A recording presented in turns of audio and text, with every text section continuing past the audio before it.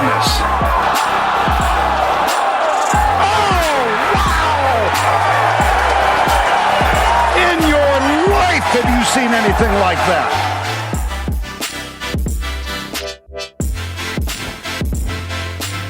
Hello, folks. Welcome back to the Cut Line, a golfing podcast brought to you by the TAB.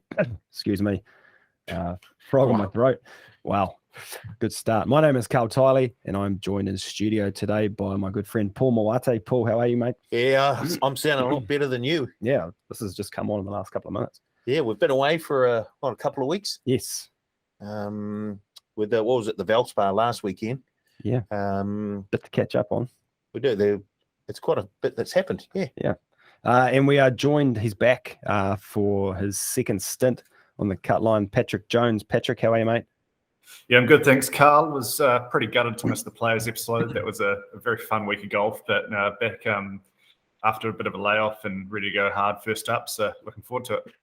He's a bit like a sort of Tiger or a Bryson DeChambeau. He sort of picks and chooses which podcasts he turns up to these days. Bit of an issue for us trying to organise, people on the pod and content. But hey, if it works for Pat, maybe we can all look at that. Just point out, I've been compared to Tiger Woods in the first 2 minutes of the podcast, so I think that's a good place to go from. Yeah, you can't get much worse than that.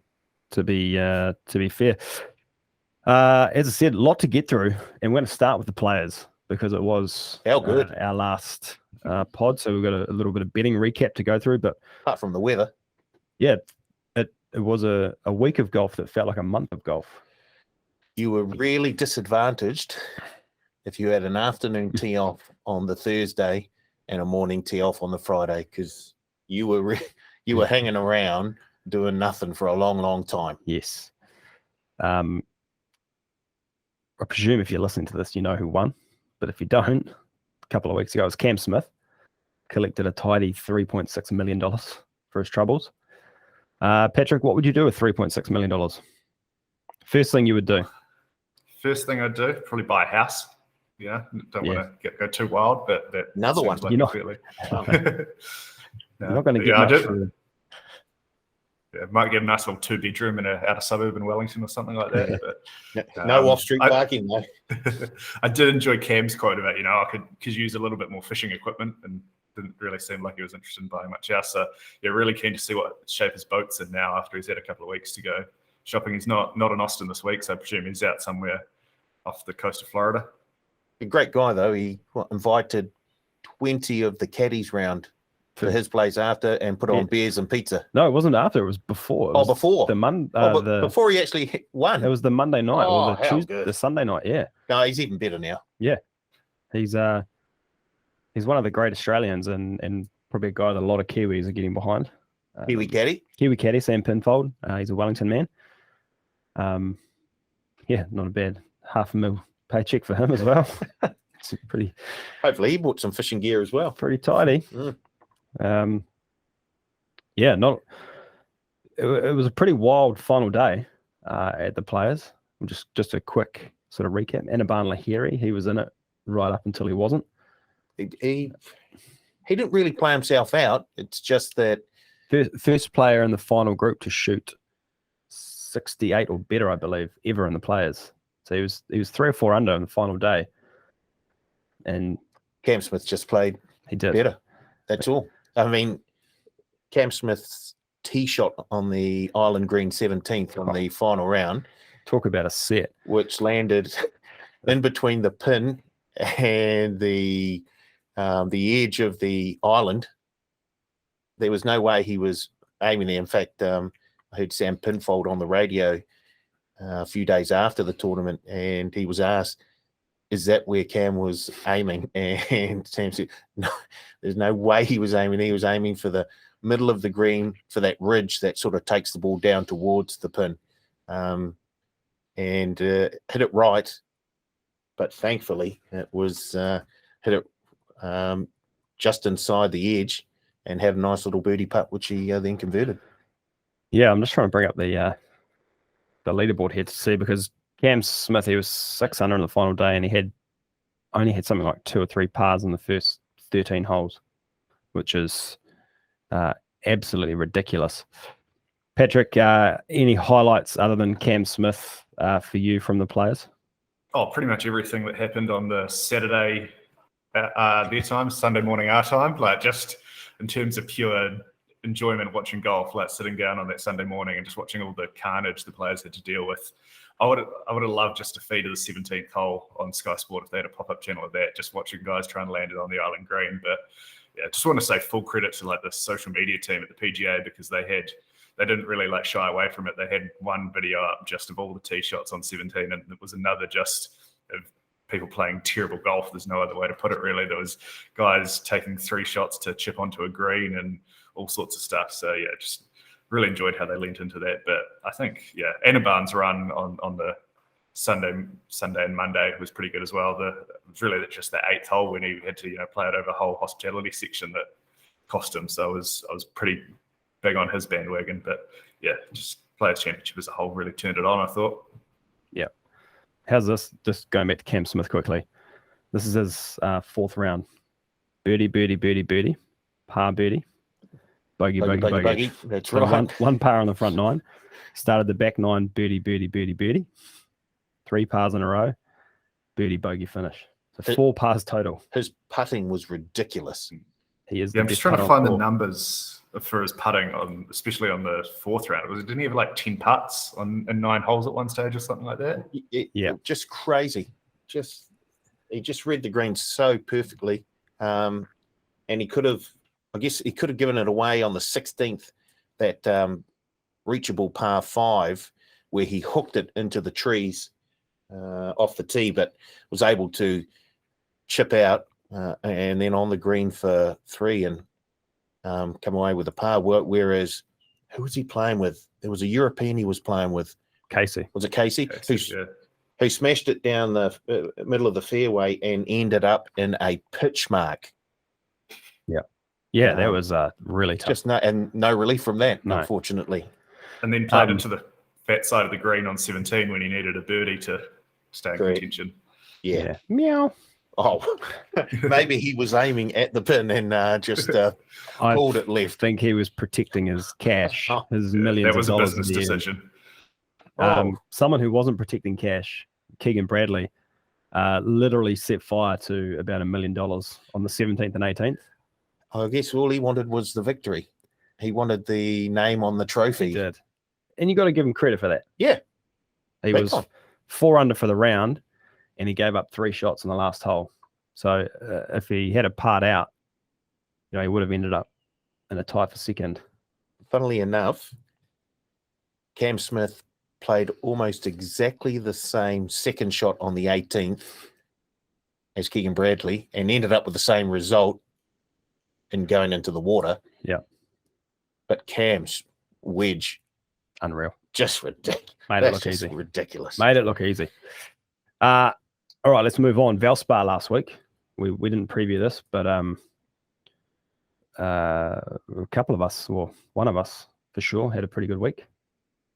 Doesn't count for the standings, unfortunately, but I backed and tipped Sam Burns. If it's not on the podcast, it doesn't count. Well, no, I'm just sharing the. No, good. Made some cash. Yeah. This is a betting podcast. I bet on him. Yep. Made some money. Defended his title, and that's his 3rd win now in the last 12 months. Sam Burns into the top 10 in the world. He is flying. Patrick, big Sam Burns fan? Well, yeah, obviously just riding that Patrick Jones bump after I tipped him out in Orlando a couple of weeks ago. I think that really gave him the confidence to go on with things. He was leading the players for a while after that, top 10 in Orlando. Good to see someone else I've showed faith in really reaping the rewards. Had to go through a playoff to get it. He did. Davis Riley, of course, was playing behind him and birdied that par 3 17th. Had a 3-shot lead heading into the day. Yeah. But we've seen this before. And from more accomplished players than Davis Riley as well. Yes. So it shouldn't be any surprise. But he fought back well. He did. Fought back very, very well. Had a birdie putt on the 72nd hole to win the tournament. Yep. Obviously didn't quite make that. And then 2 playoff holes later, Sam Burns was holding the trophy afloat. And I can tell you, someone took $1,000 multi. Whoa. on Sunday night our time. So prior to the fourth round, Sam Burns at 4:33 into the Brisbane Broncos to beat the Canterbury Bulldogs on Sunday night. And the last two legs are the Sea Eagles to beat the Bulldogs this weekend and the Warriors to beat the Tigers. Oh my gosh. No. This might You be had me until the final leg. This might be the sickest multi ever. That's if those two leagues, those final two leagues get up, that's to return a tick under 20K. Woo! There we go. Wow. There we go. Actually, he had the Broncos -3.5. Now I remember correctly. Broncos -3.5 against the Bulldogs last Sunday. So 2 leagues in, 2 leagues to go. But he's got the big ones out of the way. Has he? Wow. That's. The Warriors are in there. Look, this is not a rugby league podcast, and I don't want to get angry this early in the day. So we'll move on. But good luck to that man. Wow, putting golf bets in multis, unless it's match play, which we'll get to shortly. But yeah.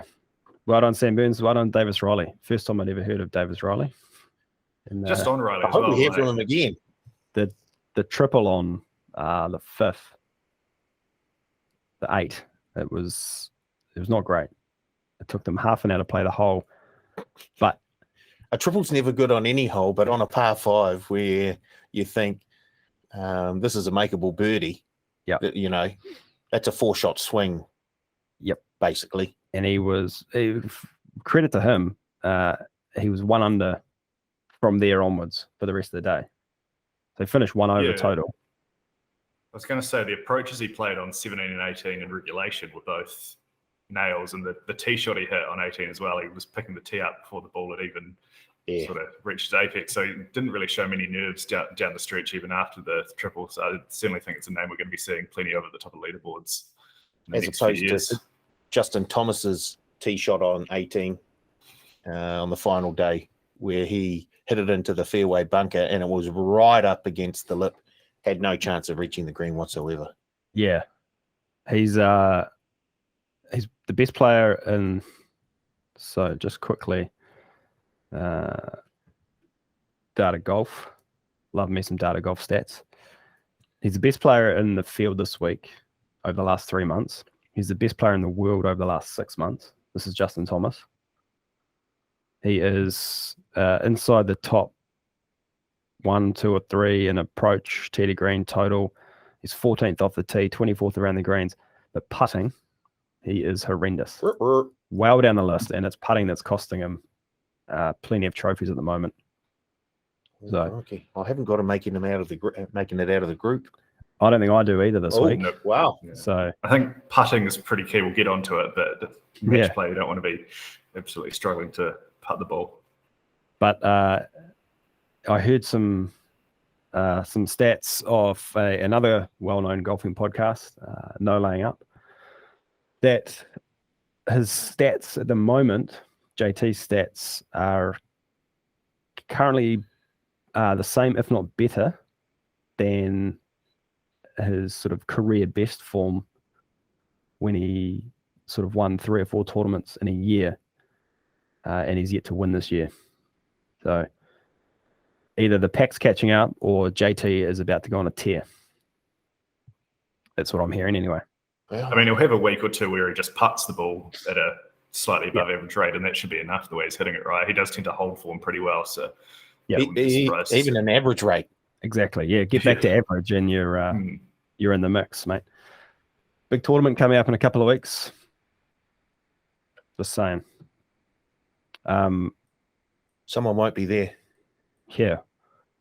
We'll get to that shortly. All right. We'll get to that shortly. I want to touch on very quickly the Saudi Golf League, or the LIV Golf International Series, which it's now known as. Patrick loves a hot take, so I'm going to go to you first, Pat. Are you up with Greg Norman's latest? I'm familiar with the strategy behind it and everything. Well, strategy might be a very relative term, but do you want to give the listeners a quick breakdown of what's going on? Well, so we've got a full calendar now, right? Apart from We've got 8 events announced, 7 locations, none of which are particularly exciting. Don't know where the finals are going to be yet, but they'll probably be somewhere else owned by someone not great.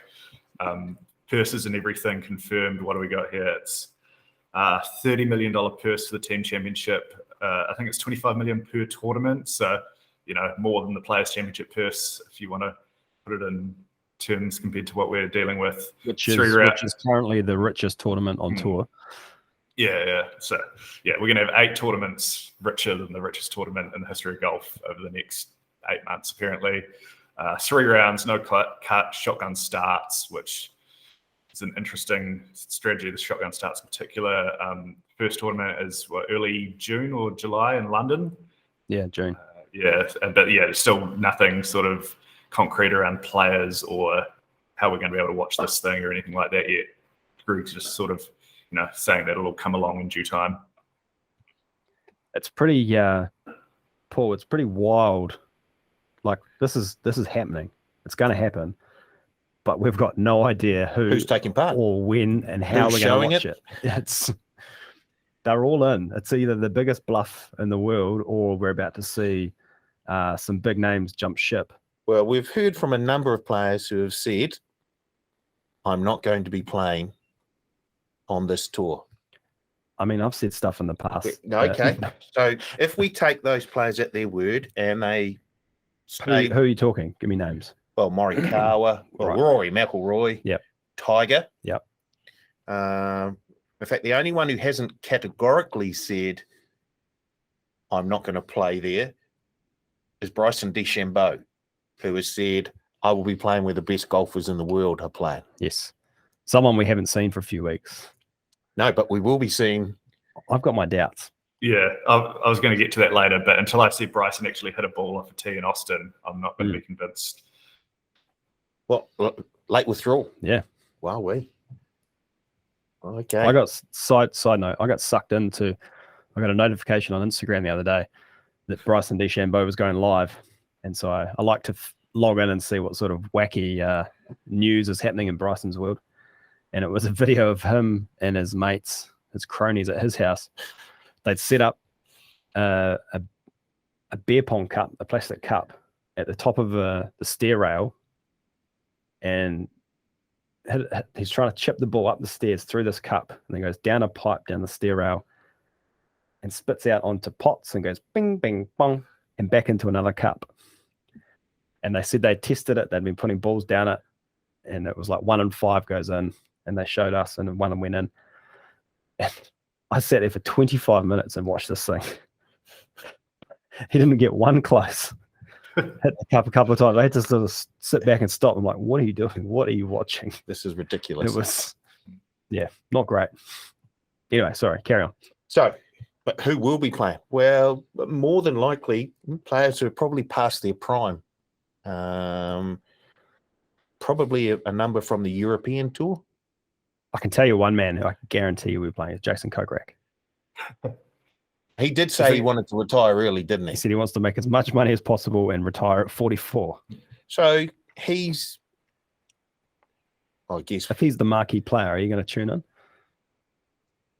Well, I'm probably going to tune in because a curiosity sort of thing first. If it's on TV.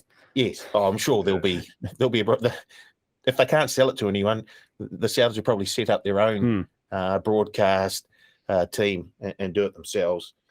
But what's the pirate network they have to stream Premier League games? They'll just chuck it on that and get that worldwide. Would be the plan, won't it?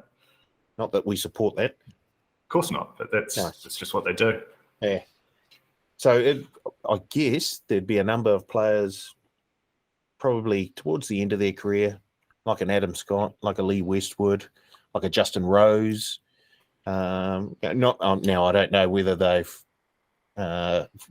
this is the case, but those are the types of players that I would think would be the most likely to play in the league, along with a number of up-and-coming players who obviously aren't making a lot of money at the moment. Someone who can easily, a real chance to make some cash. Someone could walk away like I don't know, let's say a Daniel Hillier, for example. I've got no like. This is just Newsflash. No. This is just an example, but he could walk away with $4 million in one event, and then he's all of a sudden, he's got a name, he's got a lot of cash, and doesn't really have to worry about a lot. If a lot of young players do go and play on this tour, and the PGA have said if you play there, you're banned from playing on their tour.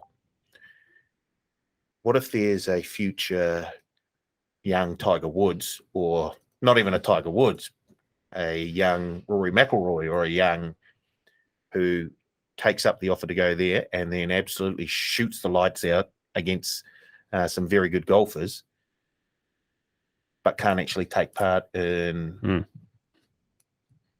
who breaks who? It's like, anyone who wins the Masters or the PGA or the US Open, or is there a question mark next to that? Because he wasn't hypothetically the Player best X. golfer in the world Yep. Wasn't allowed to take part. Well, because we don't actually know what's going to happen with the majors, right? Because they're not run by the PGA Tour. So hypothetically, you could be able to play the LIV Invitational Series and then the 4 majors and nothing else. I get the feeling that the PGA will be leaning on the organisers of those majors, and there will be some sort of anyone who's on the. Do those organisers care though? Like they're not really that they're not that relying on the PGA Tour. If any organisations were going to be able to play a bit fast and loose, it would be R&A or Augusta, right? Yep. That's wild. You don't want to be the first person to commit publicly, unless you're Jason Kokrak, but you're going to get absolutely plastered. But I dare say it'll blow up this year, and by the 8th event or next year, no one's going to care. It'll just be if it goes ahead, it'll just be another thing, and you might get looked down upon if you play, but it's not going to be it's like the Saudi Invitational now, right? Mm-hmm. There's all this hoopla, and everyone's commenting on how bad the Saudis are and where the money's coming from, but the players are like, I don't really care. I'm going to get my money, I'm going to play, and the next week we're talking about a different tournament, and it's all forgotten about. So, and I do think we're going to get closer to the first event, and maybe a few Corn Ferry guys or Euro Tour and Asian Tour guys have committed, and then you have these sort of second and third tier PGA guys. They're all super competitive. They're going to look at this field and go, I can beat all of them. Like this, whatever it is, first place. They're going, that should be my money. Like there's no way I'm letting this guy walk home with $4 million a week or whatever when I can go over there and play my C game and win it. So I think that'll be a big. These guys are all super competitive and super self-confident. They'll see, like, they won't look at the minimum prize they can get. They'll look like I could be making mega bank here compared to what I'd make in a year or two of the PGA. So I think that'll play in as well. Yep. It truly is a watch this space type scenario, and I'm sure we'll have some more comments going Only a few forward. months away. Yeah. Right. Let's move on and have a quick look at the results from the Players' Championship a wee while ago now. Yeah. But I will start with the man to my left, Paul Mawati. Minus $100. That's pretty easy. Tough scenes there for you. You are now still up. Oh, no, you're not. No, I'm not. You're down $209. Mm. That's it's not good. Okay. Myself. I lost $50. $51.20 to be exact. One success. One success. I had Victor Hovland top 10. He was in a 4-way tie for 9th. Yep. So not great. I thought I had. No, never mind. And Patrick debut, minus $100. That was for Arnold Palmer, right? I wasn't here, Yeah. players, but yeah. He was Oh, never the yes, players. sorry. Yeah. Yes. But we didn't get But to yeah. ridicule you for that. So Yeah. You're still down. Yeah, You're down. I'll put you down for That's another fine. negative 100. So Yeah, I'm now that's- down half as much as you are on the podcast, Paul. Just to confirm, less than half. Sorry, if we go to the top of the page, how much is he down? you and Tom combined, Patrick, shout out Tom, down $406. That's right. Paul down $210. And myself up $600. Flying. All right. Before we get to Paul's Kiwi Corner and the betting preview this week, just want to quickly check in with the Masters. We're only a couple of weeks away now. We had a bit of a deeper dive the other week. But after the last couple of weeks, has anyone caught your eye that since our last chat? Patrick, I'll start with you. Not so much caught my eye because the guy barely sort of gets out of bed for anything. It's not a major, but Brooks Koepka's playing some pretty solid golf at the moment. He's T12 last week, missed the cut at the Players, but that was a bit of sweepstakes. He was top 20 at Honda, and he's a man you just cannot sleep on when it comes to majors. He's got a pretty good record at Augusta when he's had 2 functioning knees. So I think at sort of $21 and probably one of the biggest prices of the sort of big guns group, as you might call them, I think he's a very attractive bet at this stage and one I'm certainly circling. Yeah, I agree. I've got Brooks. I've had Brooks circled for a long time, but his play of late, as you say, Pat, is pretty incredible. We had the low round of the day, round 4 at Valspar to finish T12. I think it's 65 or 66. I'm expecting a reasonable week from him this week. He is trending, and yeah, his major record speaks for itself. So would not be surprised to see Brooks there or thereabouts at the Masters. Also, big on Cam Smith before the Players win, even bigger on him now. Actually heard a story that one of my friends is good friends with Sam Pinfold, his caddy, and I got a friend who's got a friend. yeah. See if we can tap into that network. And we've got an actual golf caddy in this link this time, which is always great. Yeah. But word is that, Cam's goal this year was the Masters and the Masters only. Didn't give a toss about anything else. We've been playing pretty well in a whole lot of other tournaments. Has won twice, 2 pretty big tournaments. So, yeah, very excited for the Masters there. He is now to $15. He was 34. 34. What's the top price? I've got him at 23s. I've already got a bet on.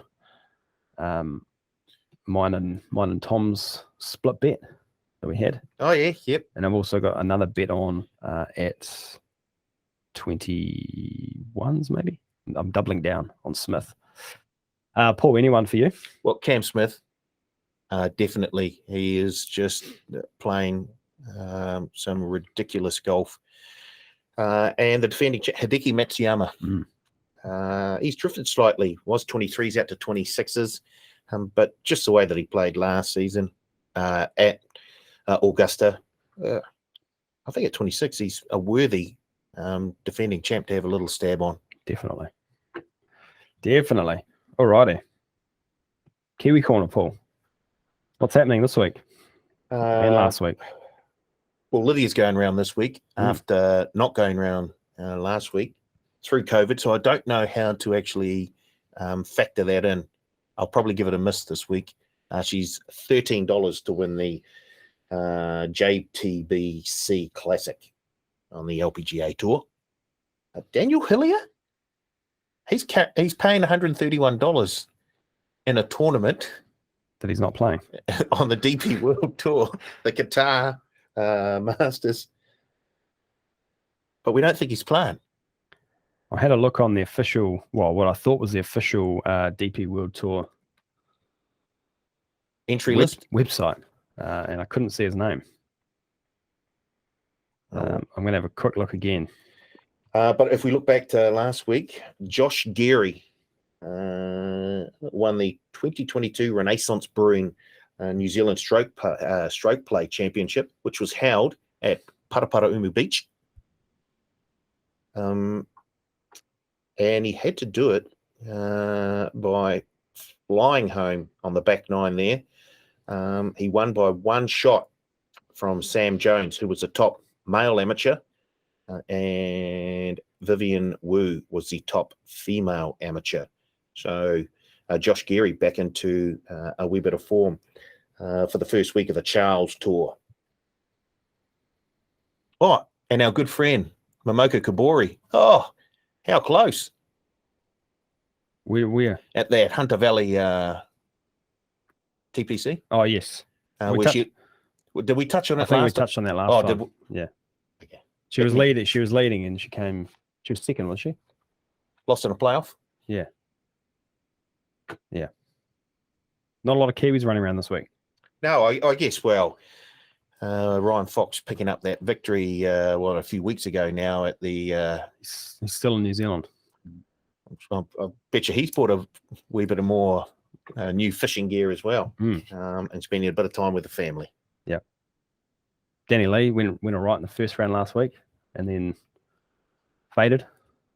Yeah, sort of the opposite of Dustin Johnson, who didn't go so well in the first round, and then it was eight under, I think, in his final round. Is he a Kiwi? No, but I was just comparing him to Danny Lee. Right. Yeah. Yeah. Okay. Much like I compared Patrick to Tiger. An apt comparison, I thought. Yeah. All right. Let's get on to our betting preview just quickly. So WGC is the main one for us this week. There is, of course, the Corrales Punta Cana, which is the opposite field event on the PGA Tour. There is the LPGA, the JTBC Classic that Paul said, and the Qatar Masters. I personally haven't had a look at anything else of those three. Do either of you two have any nuggets for our listeners? I don't, just because the WGC World Match Play is such a it's probably the best Betting tournament? Yes. Yeah. Because you've got all these match play matches going on, and group winners, semi-finals, final, just brilliant. Yep. Patrick, anything? Nothing official just yet, just because obviously we tee off a day earlier in Austin, so I haven't had a chance to really delve into it. But I'll say Justin Harding and Inbee Park are two on my sort of short list at the moment for Qatar and the LBGA, respectively, both former winners. But yeah, still haven't got official lists there. But just say them now, because if they win, then I look great, and if they don't, they're not official. So yeah, I would just at the Corrales Punta Cana, Satith Thagala, who's been trading at around the hundreds for the last wee while. He's third favourite at 23s. But given how he's been playing in super strong fields, I would not be surprised to see him with his first tour win this week at $23. So no idea if he fits the course or anything at the moment, but like Patrick, he's playing well. If he wins, he's playing well. And then, I can look good. All righty. WGC World Match Play. Paul, what do you know about this tournament and what are you looking for? We head to Texas and Austin, the Austin Country Club, a Pete Dye design course. So straight off the bat, form on Pete Dye courses would come in handy. It's a match play event. Match play records are probably a good sort of pointer towards how you may go here. What are there? I think there are 4 reachable par 5s and 2, and there's a drivable par 4 as well. So if you can hit it off the tee a long way, you can really shorten this course big time and set yourself up. Birdies are a must. You basically win match play events or actual games against a player because you birdie more than they do. So birdie or better, form on Bermuda greens. That's what I'm looking for. Nice. Plenty there. Patrick, anything to add? Yeah, for me, it's going to be a strong sort of tournament form one. Look at the guys who've done well here in the past. It's a pretty quirky course, even for Pete Dye's standards, Austin Country Club. So guys who do have a good track record there, I'll be sort of naturally leaning towards. Form on other Pete Dye courses as well. Putting, especially current putting form, I think is pretty key. It seems like that's a key indicator. And then just guys who are playing pretty good golf in general. I think if you look at the past winners and guys who've done well here, they might not have been winning tournaments, but you don't want guys who are coming in stone cold. Yep, agree with all of that. I'm also looking pretty heavy at, as you say, recent form. I've dived into sort of the last 3 months when I'm looking at strokes gained data. What? No, love it. You sure? You've got a lot of rabbit holes. I do have a lot of rabbit holes. It's working though. I'm up $600. Exactly.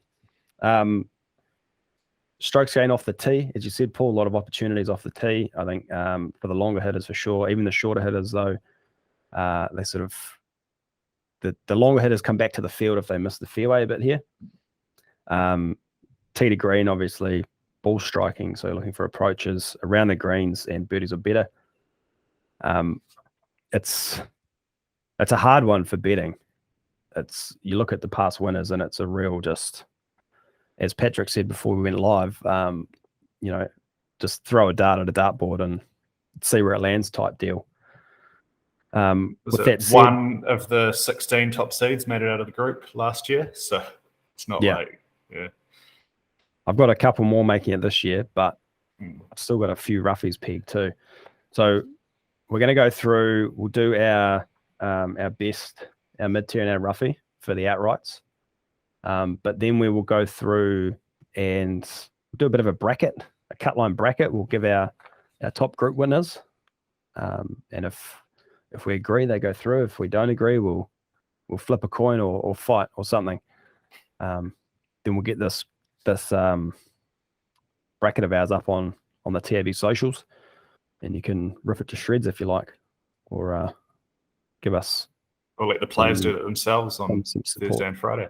Yeah, it'd be interesting to recap next week, see how many we got.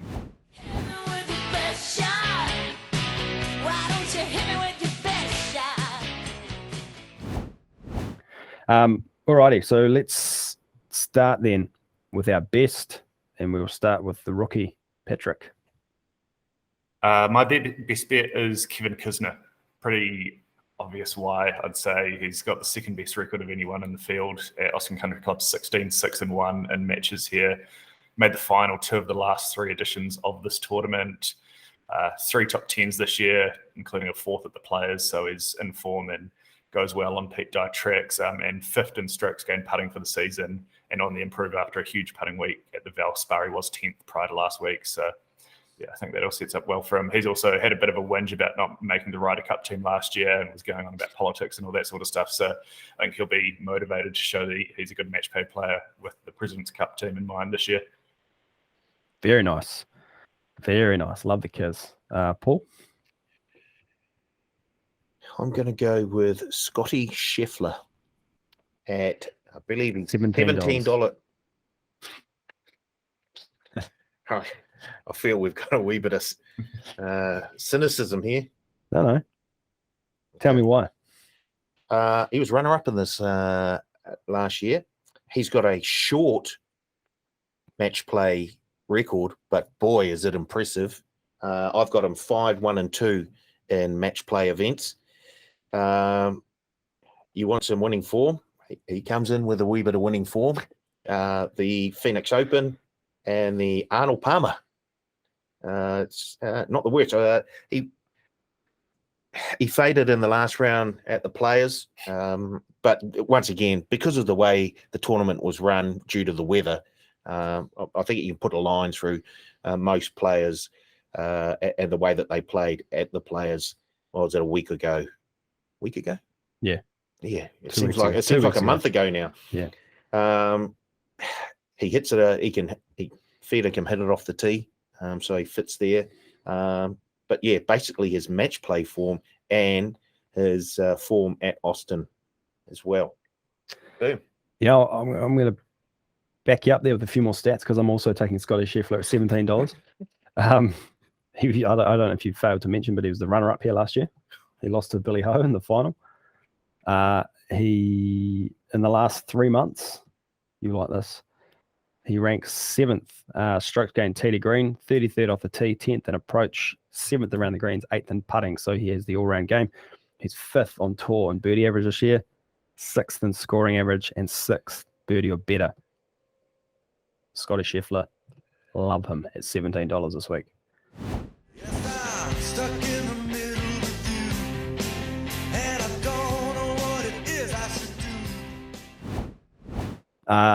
Mid-tier, Patrick. Yeah, same price as my best bet, my mid-tier guy, but I'm going with Austin's favourite son, Sergio Garcia. Also got an excellent record at Austin Country Club, 12-7-1 matches here.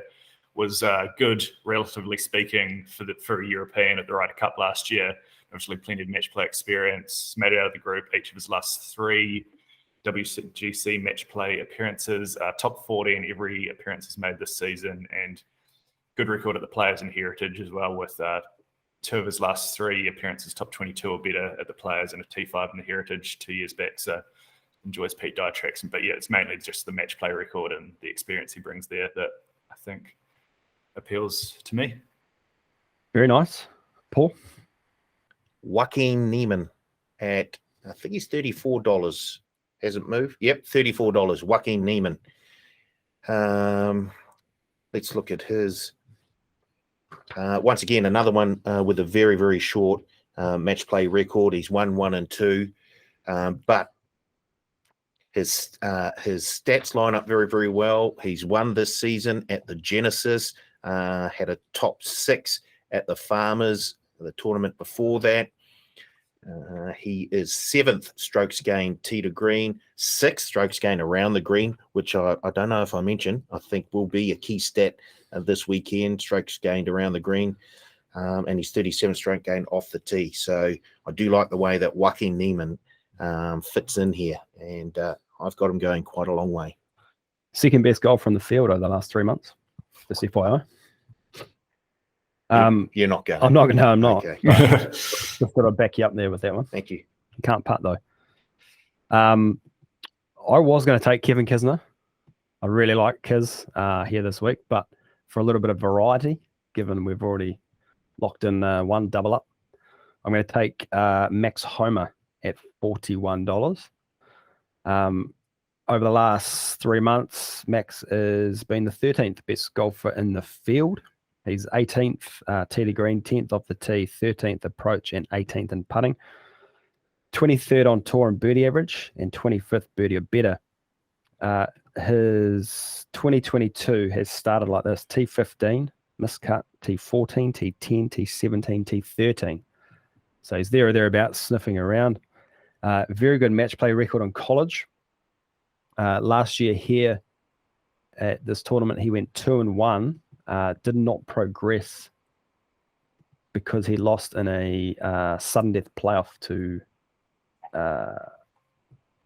Billy Horschel, who eventually went on to win. On the 3rd hole of the sudden death playoff as well. So. Yep. So yeah, his record is his match play record is 2-1. But he's in a group with DJ, who is sort of, I guess, finding some form at the moment. Could be a problem.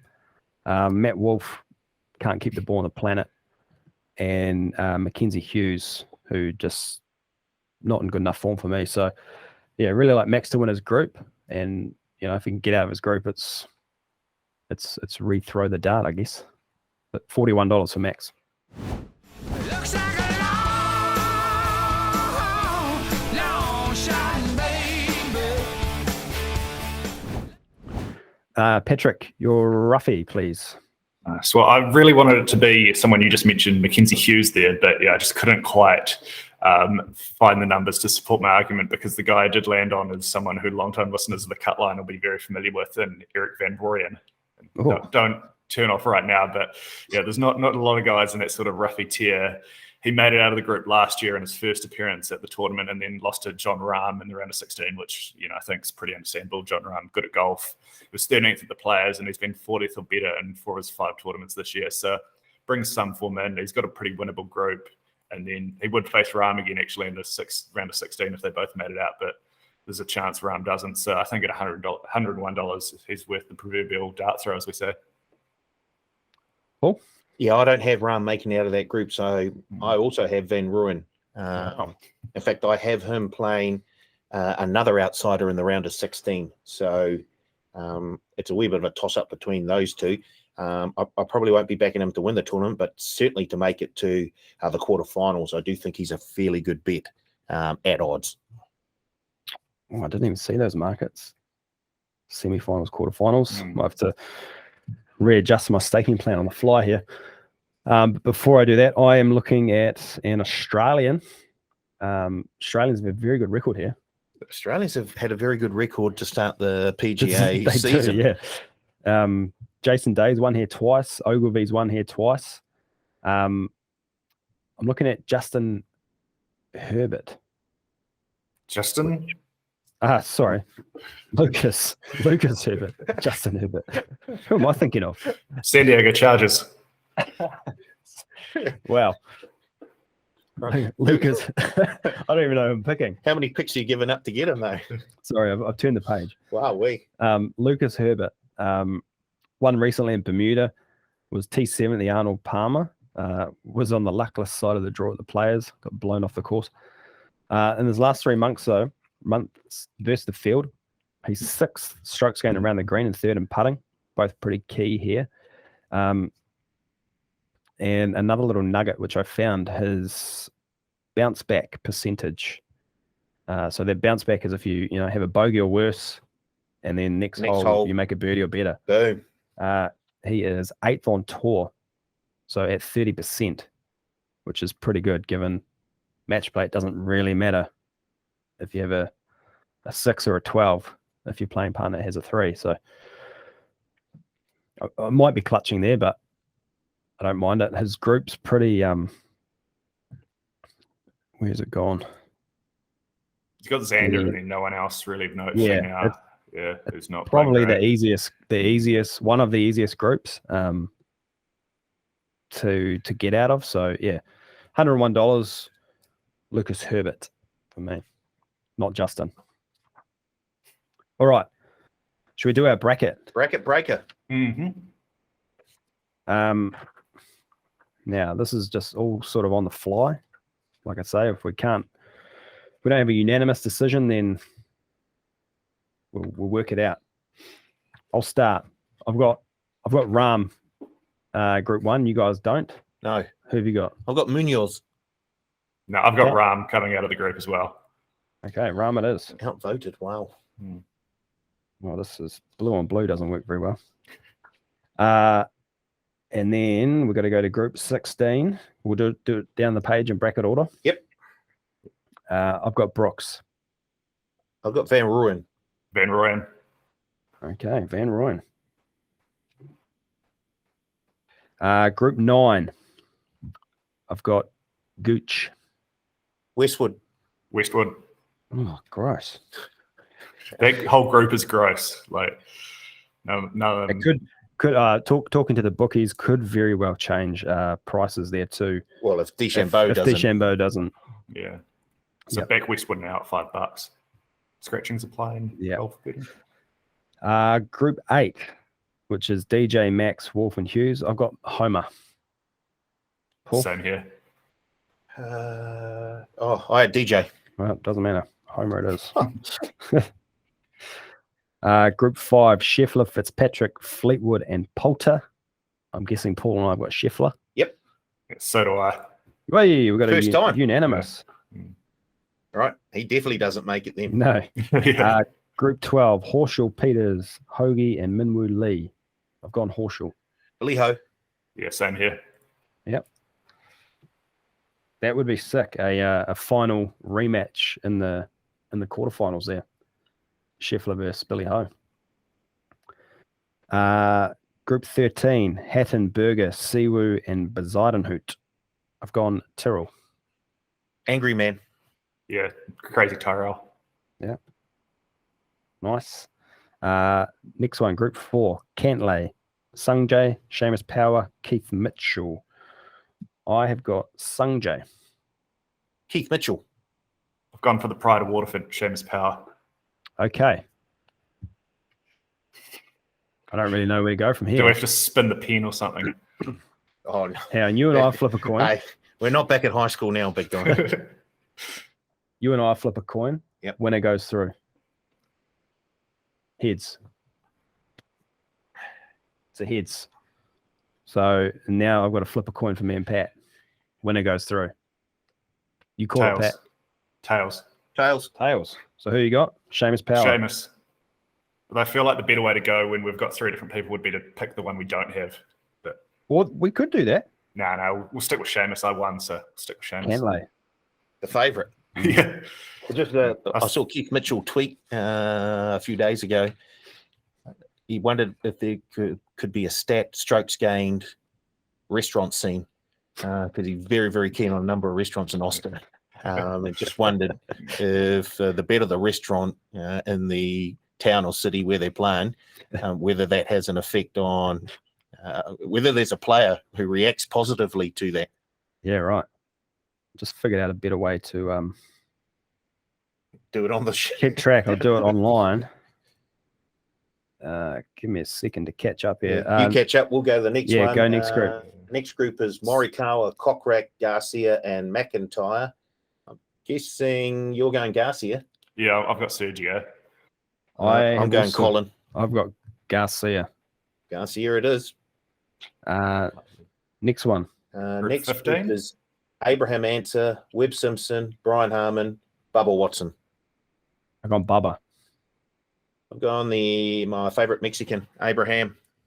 Yeah, I was tossing up between Bubba and Harmon, but since Karl's on Bubba, I'll join the army. I really, as sick as it is, and anyone from my syndicate of friends listening, I really wanted to find a reason to pick Harmon this week because he's been playing some pretty good golf, but his match play record is not great. Whereas Bubba on Bubba's tracks he goes well on. You kind of have to just ride him, right? And he's got a Yeah. pretty good record here. exactly. Group 10. What have we got? Oosthuizen, Casey, Connors, Norin. We're on Casey. I'm on Norin. Casey. Casey it is. Uh, Next one, I think I know. Show Felly, Tony Finau, Herbert, I'm and on- Kanaya.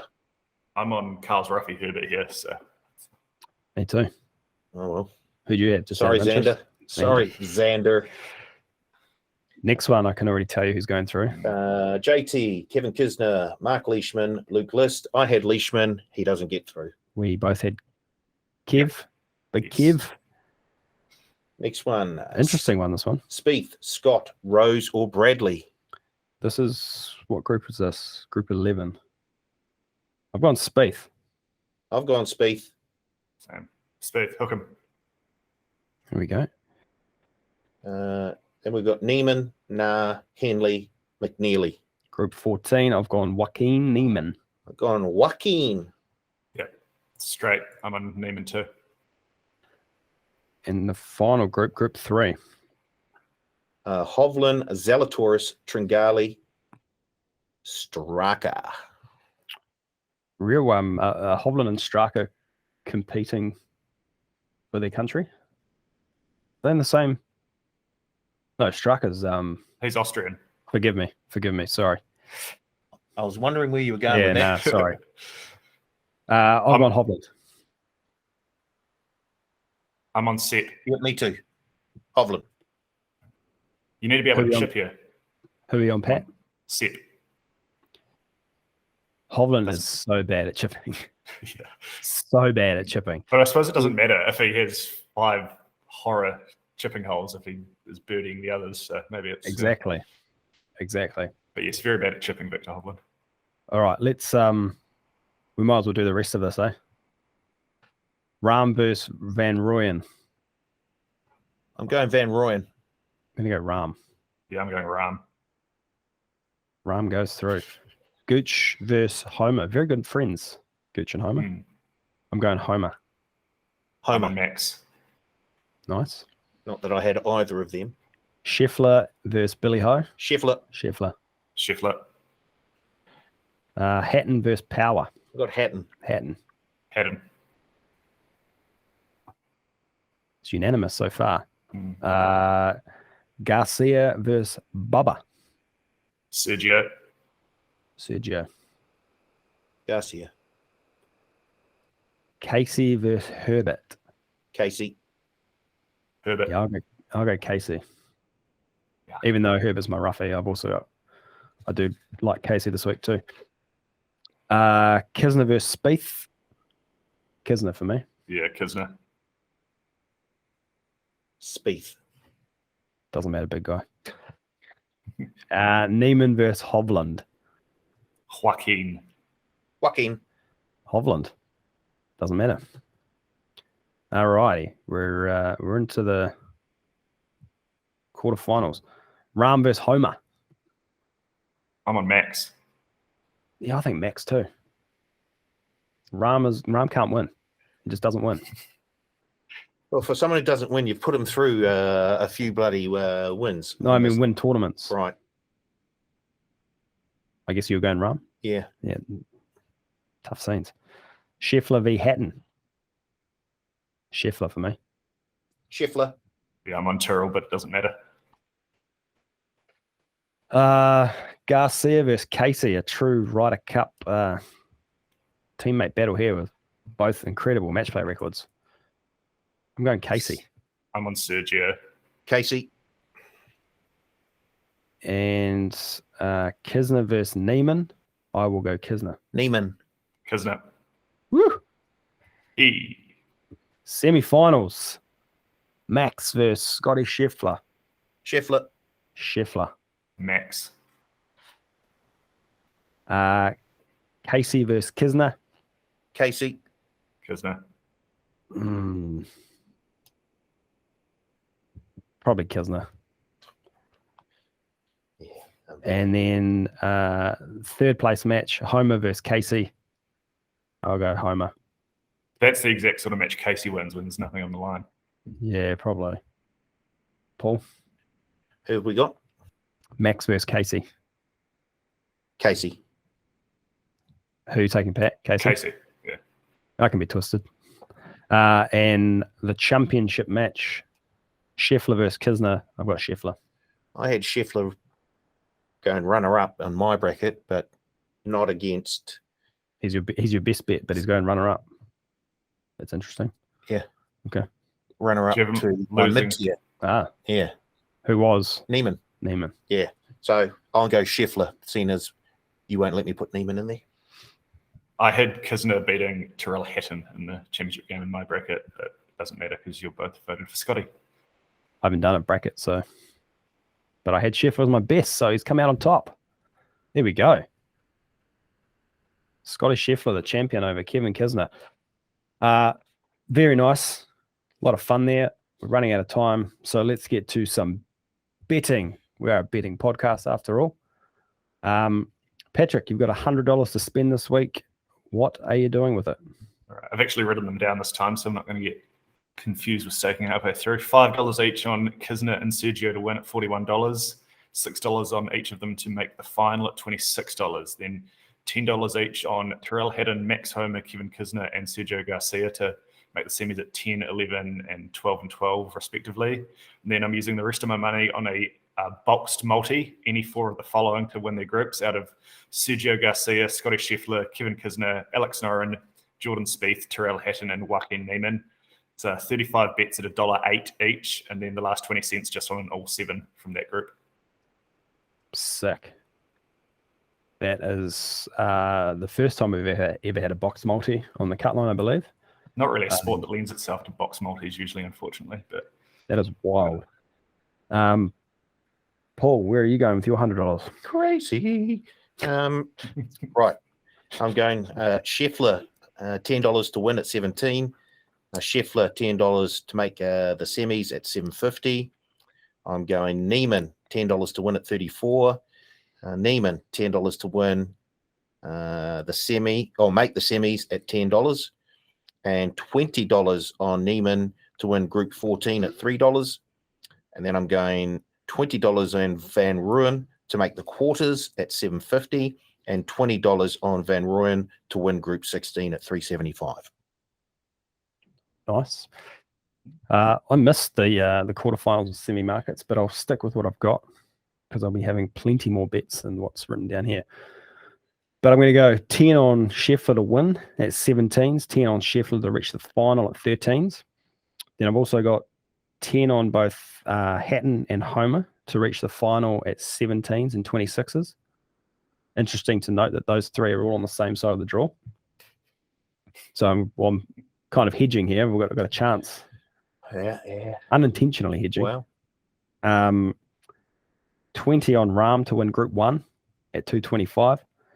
10 on Kisner to win Group 6 at 4s. 10 on Kepka to win Group 16 at 3s.